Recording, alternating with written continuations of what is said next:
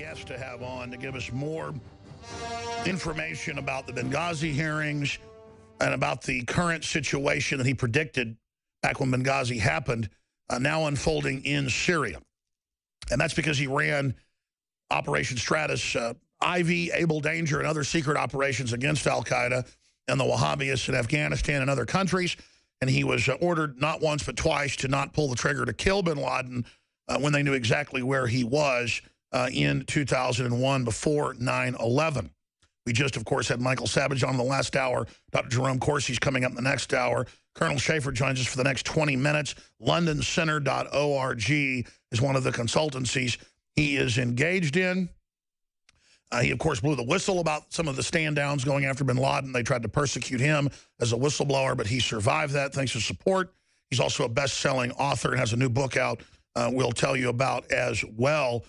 But before we do that, I've just got to say, wow, Colonel Schaefer, it's got to be good for you being one of the first people to expose what was happening at Benghazi, and I know taking a lot of heat, to now see more and more of it come out. Has that taken some of the heat off you? Well, yes and no, Alex. I mean, I think you and others have supported me on this from day one. Thank you.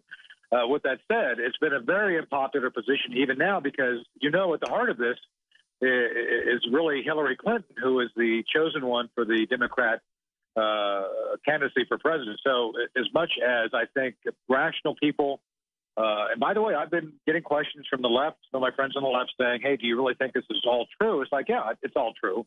And I think the hearings should have, if it was a Democrat Congress questioning a Republican candidate, it would have been all over for that candidate. But instead, the very email, Alex, which completely showed that Miss Clinton was lying. And even in the end, when they asked her about the arms deal, which, by the way, has been highly documented by the investigation, by whistleblowers, everybody knows there was an arms deal at the heart of Benghazi. She got away with lying about that, which, frankly, at this point, my understanding is that Congress is now looking at perjury charges because they have evidence that she did know about the arms deal of trying to get these arms moved around Libya, moving them into Turkey, which then in turn they would be moved into Syria. And by the way, another guy who I respect immensely was involved in that. Lieutenant General Mike Flynn, the director of BIA, has admitted on the record that, yes, he was part of the arms deal. He was directed to do this sort of thing. So, Alex, that there's just no doubt about what was at the center of Benghazi, and yet the mainstream media continues to ignore it, and people like me are continued to, Media Matters even now consistently says that somehow I'm fantasizing about what happened in Benghazi. It's truly bizarre.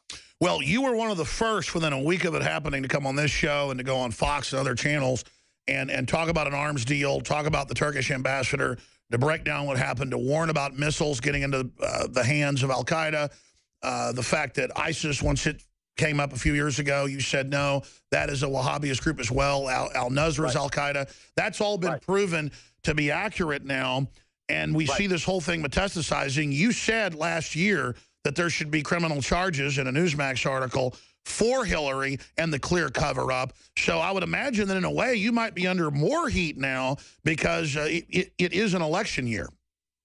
Well, this is interesting because that's yes and no. Because clearly, Alex, part of the issue now becomes how can the other side, the Republicans, use this to their advantage. So I think if Hillary does survive the primaries, the Republicans are going to go into this with a great deal of ammunition to use against her. Because this is all, again, on the record. So, yeah, I think my Democrat friends are pretty upset with me about the fact that, there are Democrats who actually recognize what's going on, but because they're so loyal to their party, they choose to look the other way. And those are the guys I think I'm most with odds with. But then again, we've talked to part of what I do. My job is to talk to presidential candidates. I can't say by name who they are, but we've talked to them all as best we can. And the idea is we're going to give them factual information that is based on what is known and can be proven via hard copy documents. So this now, at this point, like you point out, Alex, this is all hard copy, well researched, fully recognized as fact that there was an arms deal, that Hillary Clinton was involved, that the deal went bad, and she knew the night of the attack, or the day after, the 12th of September, that you had al-Qaeda terrorists involved, And frankly, I still stand by my belief that they were fully willing to allow Chris Stevens to go to his death, knowing something was going to happen. Sure. Well, I've interviewed other whistleblowers after you've been on, Tosh Plumley, others, CIA pilots, and others, and I've talked to other military people. I'm just going to leave it at that. It's known that there were drones overhead. You said that years ago. It's come out. You've come out and said you've gotten intel that Obama was watching a part of the 7 hours as it unfolded. I stick by that comment, yes. Well, this is just outrageous then. I mean, is it an arms deal and they didn't know what to do? Or does it go further? Did somebody in a government outside of al-Qaeda want to get rid of the ambassador so there wouldn't be any fingerprints on this arms transfer? Well, it's very clear at this point that Stevens was the key. He was the pivot man. He knew everything. He was involved. You know, it was his interest to do this. They really thought, Alex, at the time, and this is one of the big misconceptions, I think we're going to continue to pay for this mistake for years, that the Muslim Brotherhood could be a trusted ally, that they would be a good ally, a good proxy to work with us in place of our other Arab allies. And that was what their assumption was. So I think when they started seeing that the Brotherhood was not going to be a good partner, they were too far in to say, we can't stop it. I think they got themselves in over their head. I think Chris Stevens was part of that completely ill-thought, badly managed effort to bring the Brotherhood into essentially our sphere of influence. And I think because of that, because they all saw it going bad, and look, Hillary Clinton's not a stupid woman at all. I think they recognized that as much as they needed to get rid of information, to get rid of people, this was a good way to Sure. kind of let things fly. And that's why you didn't see, I mean, Alex, think about this.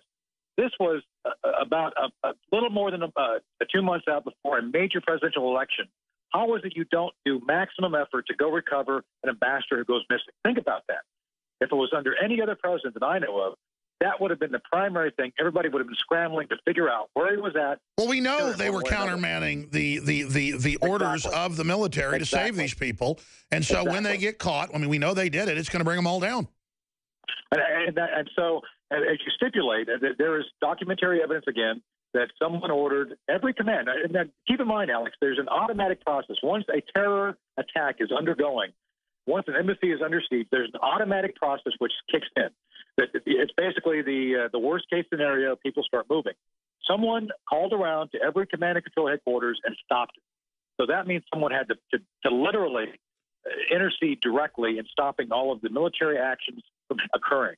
And this remains one of those areas where we know bits and pieces. We don't know the whole picture. But yes, someone did order all the forces which would have been scrambling to get to Libya to stand down. So why would you do that? So that means a big Let me ask you this big question. Now that we see the aftermath years later, ISIS, which is just al-Qaeda, as you do in your organization, you go around, educate Congress, you educate the candidates. Right. You're in an info war with the truth. When the White House 3 years ago was saying, oh, these are all good rebels, they're wonderful, you went and exposed that with other military people that it was almost all radical Saudi Arabian Wahhabist. So they clearly know that. Then what are they thinking? What's the end game? Where is this going? What are they going to do? Like I asked you years ago when this first happened, what are they going to do when radicals use those Stinger missiles and other surface-to-air missiles to shoot down airliners? They can't cover it all up. What's going to unfold? What were they thinking? I mean, you know, in the old days, just 15 years ago, you used to run missions. Some of it's come out in the news. Trying to find old Stingers, you guys would go through all sorts of hell just to get a few old Stingers. Now you've got hundreds of modern ones being given to these crazies. What is the establishment thinking? Well, at this point in time, I think that's part of the issue. Is they got completely out of control. They know, for example, Alex, that these things are kind of scattered all over. And I think this is where the real fear remains, because the last time a credible terrorist organization tried this was al-Qaeda in 2002 in Kenya, where they attempted to take down 2 Israeli charter aircraft. It didn't work for any number of reasons, thank goodness. But imagine now we have that situation where al-Qaeda does have, and ISIS does have, literally crates of these things. And I think this is where we don't know what's going on, and I think we're blind. What's the end game? Well, I don't know exactly what the leadership was thinking, other than they thought they could cut deals with some of these really worst of the worst terrorists, to think that they could be our partners in the Middle East to bring some level of different stability. And frankly, you know, the whole thing of trying to partner with the Free Syrian Army and the Al-Nusra Front, it was all ill-conceived. But I think, to be honest with you, there's an arrogance on the left, Alex, that permeates their thinking, where they think they're the smartest people in the room. This is the analogy is Enron, where you had Jeffrey Skilling right down there in Texas and Enron thinking that they were the smartest guys in the room, and they could do things that no one else has ever done. And I think that thought has been one of the problems with the left, where they will think, despite the fact they have all these people available to them to help educate them, they think they're smarter than everybody else. And they go off on these really idiotic, ill-conceived concepts of operations, which result in tragedy. And I think that's what's going on here. Well, I want to recap one of the best moments I've seen in the U.S. Army and just the Pentagon in general, really showing some moral leadership. I mean, I wouldn't say mutiny against the president, but just not following illegal orders. As you know, and if you can talk about some of the inside baseball that's not classified, I'd like to hear some more, but even came out in the news, 2 years ago, when Rand Paul and Senator Cruz and others were saying we're not going to be al-Qaeda's Air Force, the military, even before that, was holding up the signs on the internet saying we're not going to be in a Syrian civil war, we're not going to back al-Qaeda, we're not going to be part of it. And then the chairman of the Joint Chiefs at the time, General Dempsey, on that Saturday night went to Obama.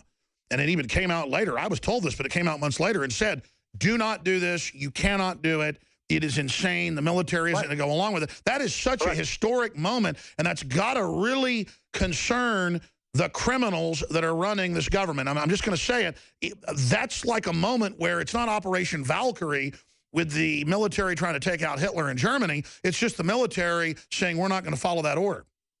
Well, everybody recognized, Alex, that the people we were trying to support were indeed completely affiliated, if not wholly owned by al-Qaeda. So why would you do that? And this is where, the solution would be worse than the problem. Look, no doubt here, President Assad is a bad guy. He has killed his own people. He is truly a despot. But frankly, we recognize what happened in Libya when we allowed for those elements to include al-Qaeda. And by the way, do you remember, Alex, Gaddafi was warning us, saying, hey, these people who are opposing me are not the simple, revolutionary thinkers who want democracy. These folks are al-Qaeda.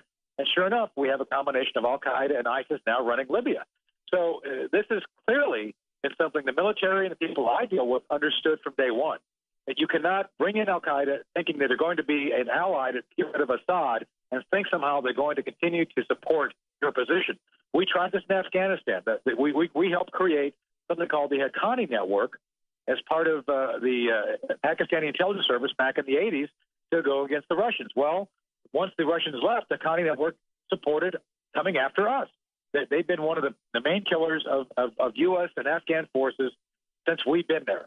So we cannot believe for a minute that al-Qaeda or its affiliates or anyone who believes like al-Qaeda can be dealt with in a friendly way to achieve a short-term objective and think somehow they're not going to come back after us to attack us after that fact. And I think Dempsey recognized that. A number of us recognize that. But again, we have these political leaders who, Alex, think they're smarter than everybody else, and they continue to try to do these truly insane, dangerous things. Colonel Schaefer's our guest, londоncenter.org. Just segueing briefly, one of your latest books predicts the breakdown of the border, basically a soft civil war. This was 2 years ago, and you said, watch, it's coming. This is a lot of stuff I couldn't put in a nonfiction book, so I put it in a fiction book. I want to talk about that book some. I want to talk about what's happening in Europe. But the controlled left, they're not just this stupid. They really hate the West. They've said that. The head of the UN Migrant Agency, Peter Sutherland, has said we want to get rid of Western culture. They're bringing in, they admit, 80% military-age men. They're mainly the folks that invaded Syria. They're not really Syrian rebels. I mean, I know you know all this. They're not really Syrian refugees. What is the plan? Open borders here, open borders there. What is the left trying to do? Why are they so affiliated with radical Islamicists that would put a hood over their wife's head and literally not let women drive cars? Why is the left supporting these people? Well, I think the left is essentially the vanguard of the third world. I mean, I had a friend of mine basically posit that this morning. Basically, they are the third world, and they're trying to make us the third world. So that's why you see this sort of thing. They want to import people who will radicalize, who will de-establish the basic Western principles which have made us very strong. The conditions that we've created in the West, Alex, for better or for worse, are the best mankind has ever seen. We have the most people ever who have clean water, clean homes, it used to be a good healthcare system, which is now being diminished by Obamacare. And again, this third world idea that we have to be essentially treat everybody the same. That's what they want. This idea, they use fairness as a value to say, Alex, you live too high. You shouldn't be living as well as you do. You shouldn't have a nice car. You should be living at a level like someone lives in say, rural Kenya. And their idea of fairness is we're all the same. And anything extraordinary, anything that's good or bad, it's all the same. So I think that's why you see the left work so hard here to destabilize every Western nation. And that's something we have to be aware of. And then you've got these ultra-rich that make their money off of government contracts, waging war against new rich who actually create jobs and wealth, teaming up with the third world. It is just sickening to watch. Well, here's the key. You predicted, it's just crazy how accurate you've been, Colonel Schaefer. I'm not kissing your butt. It's just no brag, just fact. You predicted right when Benghazi happened that next is Syria. Then you said next is Europe. What are they going to do? I think it's not a question of if but when. They try or they succeed to shoot down one or more major passenger liners on the outskirts, maybe Eastern Europe, Russia, wherever they can get these missiles. How can they get the missiles into Western Europe? Can they get them into the U.S.? How long till that happens, or am I wrong? Can we stop it? And then what do you see happening in Syria? Well, this is kind of a twofer. What you see right now, as you point out aptly, is that these males, these so-called refugees, are not actually military-age males, are going into the vanguard. And the first thing you do as a terrorist organization, Alex, you set up a trusted network, a clandestine network. Once you have the network in place, you can move these things around with impunity. Right now, they don't have a trusted network that can do that. You saw the attacks in France where ISIS was able to, and Al-Qaeda was able to do a few things under the radar. They're finding AK-47s full auto from the Middle East now in France. Exactly. So that was it. That was the first test. Okay, it works. So now then, if you see it works, then you expand it. So now you see the expansion of phase one, of getting all these people into Europe and setting up trusted and clandestine networks. After the network's in place, Alex, they can move the missiles around with impunity. There's no way law enforcement or intelligence can stop and search every single vehicle moving around or every single boat coming in and out. So again, once you flood the market, so to speak, it makes it infinitely easier to move weapons such as stingers around. You can do it with an AK-47 on a low scale. It basically increased by an order of magnitude, and then you can do it with impunity. That's where they're going with all this. The Russians, where do you see the situation in Syria going? How big of a defeat to Obama was it that Putin came in? Do you think the Russians are being suckered into a new Afghanistan? What about the plane being shot down? No, I think the Russians are being, I think it was an attack. I think it was done by a Lockerbie-type attack where you had a bomb on the aircraft or a suicide bomber. All the pictures I've seen, Alex, indicate to me that it was an explosion from the inside, not an explosion from the outside. So bomb inside. Right. And so and I think the Russians have got their first real casualties in the war. And God bless them. I'm glad they're going. They need to stabilize Syria if they can. This is our one joint objective, should be, is stabilizing Syria. Even if you don't like Assad, stabilize Syria, because otherwise you're going to continue to see Al-Qaeda and ISIS kind of using that region as a base of operations. And, of course, Al-Qaeda hits Russia even more than they hit us on average. Right. What do you expect the Russians to do if some of the voices calling for some type of military containment or a no-fly zone? I mean, we've all heard the talk from former generals, let's start killing Russians. That's some really dangerous talk. It is. No, the Russians are doing what I think we should have been doing. I think it's why it's such a big blow to President Obama, frankly, Alex. And with that said, our military, I've talked to the folks at the Pentagon, our military will continue to conduct itself professionally with the Russians. We're not going to do anything to antagonize them as much as I think that can't be said of the other side. With that said, we've got to come to an agreement of what we're focused on regarding joint objectives. Unfortunately, long term, we have to accept, Alex, that they're trying to put together what I would call the Damascus Pact, essentially a form of the Warsaw Pact in the Middle East, where they're joining the Iranians, Syria, and Russians together, and we have to look at how we can counter that long term. But for now, we have joint objectives regarding stabilizing Syria and trying, indeed, to stabilize the region. So that's what we should focus on. Sure, let's not romanticize Russia. Their elites are just as corrupt as some of ours. But we can't lose the moral high ground and back a jihad al-Qaeda army to run around murdering hundreds of thousands of Christians. Absolutely. You hit the nail on the head. And I think that's what we need to understand. The Russians and us, if we share that one focus area, we should focus on that for now and then worry about what to do after that, after we defeat ISIS and Al-Qaeda. I really appreciate you giving us time. LondonCenter.org. Sure. Spend a minute on your books you've written and the one predicting the border situation. Well, the last line, Alex, you've done a great job of allowing me to talk about it. Look, we recognize that you live there, clearly there than I do. In fact, the border's breaking down, and people want it to break down.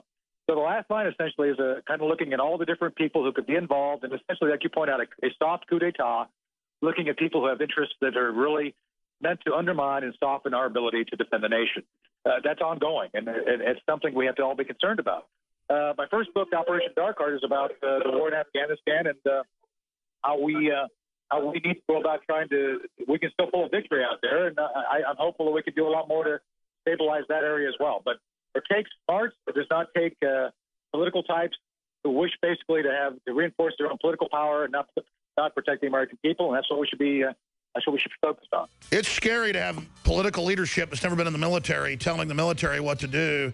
And then seeing these disasters. Colonel Schaefer, thank you so much, and thank God for being there. You're a real hero, not just what you did in the military, but what you've done now to get the information to Congress and the people. It's been so accurate. Thank you so much, Colonel. Sure. Thanks for having me. You bet. That's an amazing person right there. He has risked his life so much domestically for what he's done on Benghazi. That's one of the main sources that's getting close to bringing Hillary down. Stay with us. We'll be back. We're on the march. The empire's on the run.